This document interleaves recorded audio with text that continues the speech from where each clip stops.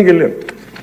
Sir మీరు ఇట్లా ఉంది పరిస్థితి అంటే ఆయన అడ్మినిస్ట్రేటివ్ శాంక్షన్ ఒక 35 కోట్లు ఆ రోజున పెద్ద మనసుతో ఇచ్చారు అధ్యక్ష. ఆ తర్వాత అలాగే మన కేంద్రంలో కొన్ని స్కీమ్స్ ఉన్నాయి, వాటన్నిటి ద్వారా తీసుకెళ్లి ముందు రోడ్లు వేస్తే అధ్యక్ష ఈ రోజున ఇది మీ దృష్టికి తీసుకొస్తున్నాం ప్రజలందరికీ మీ ద్వారా. రహదారి నిర్మాణంతో ఇన్ని 7 దశాబ్దాల కాలంలో సార్ తొలిసారిగా అంబులెన్స్ కూత విన్న గిరిజన గ్రామం పొలంగూడ అధ్యక్ష. సకాలంలో అంబులెన్స్ రావడంతో నిమిషాల్లో ఆసుపత్రికి చేరుకొని ఆరోగ్యమైన మగబిడ్డకి జన్మనిచ్చింది ఒక గిరిజన మహిళ.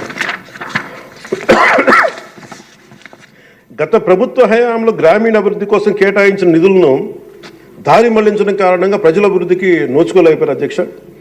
కానీ గత ప్రభుత్వ తప్పిదాలను సరిచేస్తూ అధికారులకు వచ్చిన రోజు నుండి గ్రామీణ అభివృద్ధి లక్ష్యంగా వికసిత్ భారతంలో ఏ ఒక్క గ్రామం కూడా అభివృద్ధికి స్వర్ణాంధ్ర ఉండే ఏ గ్రామం కూడా అభివృద్ధికి దూరం కాకూడదు అన్న సంకల్పంతో గౌరవ ముఖ్యమంత్రి శ్రీ నారా చంద్రబాబు నాయుడు గారి నేతృత్వంలో రాష్ట్ర ప్రభుత్వం కృత నిశ్చయంతో పనిచేస్తున్న అధ్యక్ష.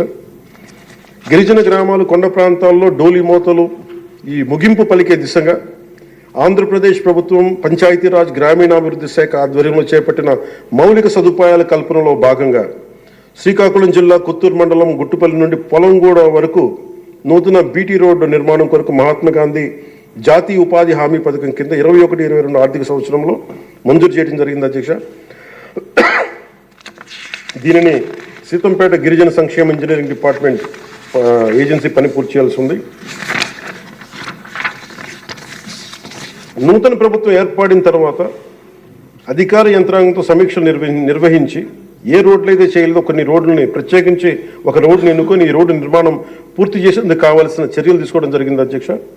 2024 డిసెంబర్ నెలలో 2.5 కిలోమీటర్ల బీటీ రోడ్డు నిర్మాణం మొదలుపెట్టి 2025 జనవరి నెలాఖరు నాటికి ఈ నిర్మాణం పూర్తి చేయడం జరిగింది అధ్యక్ష.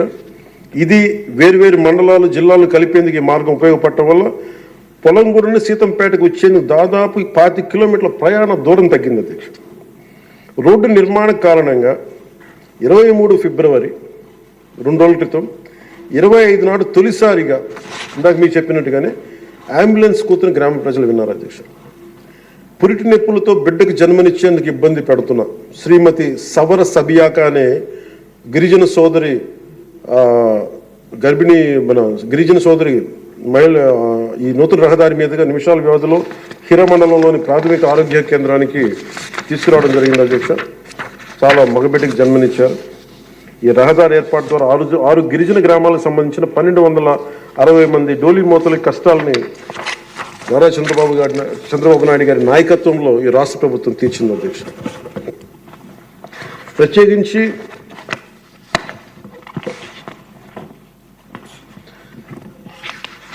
ప్రధానమంత్రి గారికి ప్రత్యేక ధన్యవాదాలు మనందరికీ తెలియజేయాల్సిన, గౌరవ సభ్యులందరికీ తెలియజేయాల్సిన బాధ్యత ఉంది.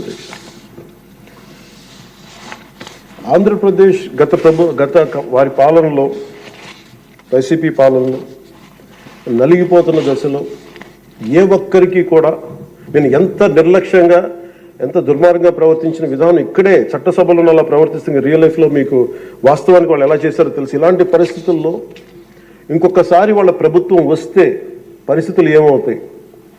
దాదాపు సుదీర్ఘ 4 దశాబ్దాల అనుభవం ఉన్న ఆయన్నే, గౌరవ ముఖ్యమంత్రి గారిని 53 రోజులు జైల్లో పెట్టి